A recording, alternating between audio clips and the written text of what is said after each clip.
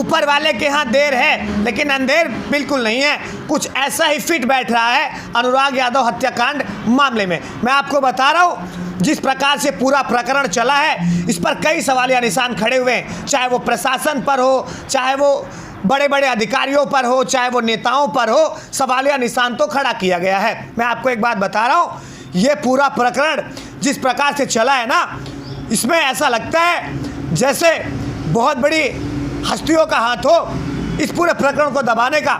देखिए, मैं सच बोलने से पीछे नहीं हटता, ऐसा है, ऐसा मुझे लग रहा है। आपको क्या लग रहा है वो आपकी राय है। देखिए, सबसे पहली बात, अनुराग के पिता को आवास की बात कही गई थी और आज भी वो उसी राह में है कि शायद मिल जाए, लेकिन कहाँ मिलने वाला है भला। अरे गरीबों को तो हमेशा लॉलीपॉप दिया गया है ना।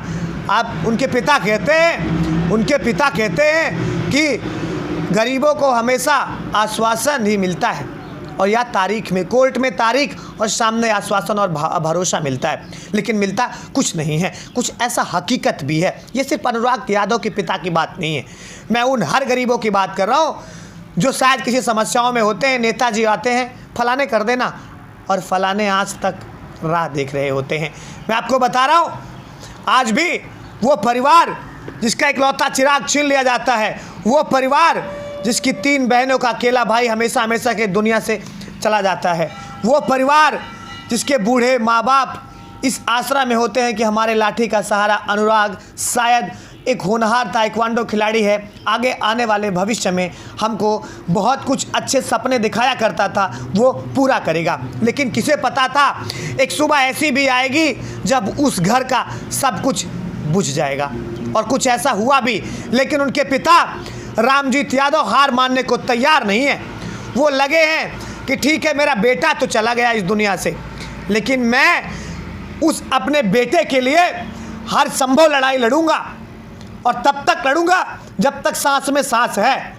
इस जज्बे को सलाम करता हूं। बेटे को खो देने के बाद एक लाचार पिता आंखों में आंसू लिए कभी मीडिया के सामने रोता है, तो कभी अधिकारियों के सामने रोता है, तो कभी वकीलों के सामने रोता है, लेकिन न्याय की गुहार लगाना बंद नहीं करता।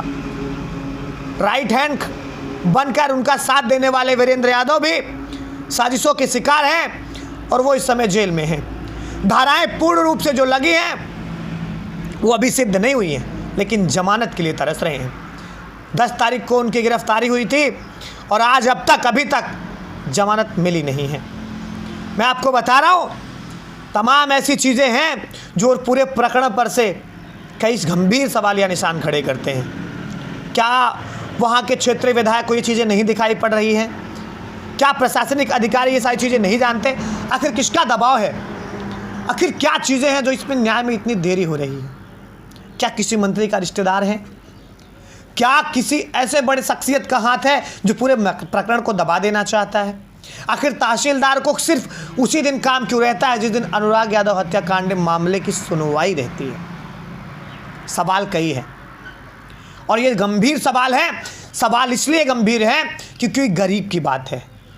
गरीब, शोषित, वंचित कहने वाली कुछ राजनीतिक पार्टियां जो ये कहती हैं कि पीडीए के तहत चलेंगे, हम पिछड़ा, दलित, गरीब, शोषित, वंचित को साथ लेकर चलेंगे। किसके साथ हैं आप? शायद ये एक राजनीतिक मोहरा हो सकता है, लेकिन ये पूरी तरीके से समझना है उस गांव को, उस परिवार को नहीं, पूरे उत्तर प्रदेश की जनता को। एक सत्तारूढ़ पार्टी है जो लगातार जीरो टॉलरेंस की बात करती है। प्रशासन बहुत मजबूत है, जो दंगाई हैं, जो अपराधी किस्म के लोग हैं वो डरते हैं, ऐसा कहना है। कहाँ डरते हैं और कौन डरता है? मुझे इस बात का कोई प्रमाण दिखाएंगे? जो मुख्य साजिश करता है, जो आरोपी है, वो जेल से बाहर है। जिसके ऊपर साजिश के तहत मुकदमा दर्ज किया गया है वो जमानत के लिए तरस रहा है और ये कहते हैं कि अपराधी जो है डरते हैं, खौफ खाते हैं। कागजों की बात है, जुबानों की बात है। और एक पार्टी है जो पीडीए की बात करती है, पिछड़ा, दलित, शोषित, अल्पसंख्यक, क्या क्या। अरे भैया, सिर्फ बात करने से अगर हो जाता ना तो बहुत बात होती है उत्तर प्रदेश में। मैं इसलिए कह रहा हूँ क्योंकि बड़ा मन व्यथित हो जाता है जब ऐसे प्रकरण आपके सामने आते हैं। मैं आपको बताऊंगा अगले वीडियो में, सेम अनुराग की तरह ही आदर्श उपाध्याय नाम के एक लड़के की पुलिस कस्टडी में पुलिस ने पीट कर मार डाला। ये गुंडा राज चल रहा है, पुलिसिया गुंडा राज चल रहा है, और आवाज़ नहीं उठा सकते आप। कौन उठाएगा? 452 धारा जोड़ दी गई वीरेंद्र यादव प्रधान के केस में। भैया क्यों जोड़ दी गई? वो तो खेत की बात कर रही थी महिला, खेत में हुआ था सारा प्रकरण, आपने घर में बना दिया। अरे कितनी साजिशें चलेंगी यार, क्या ये जनता को दिखाई नहीं देता? आखिर किसके दबाव में ये कर रहे हो आप?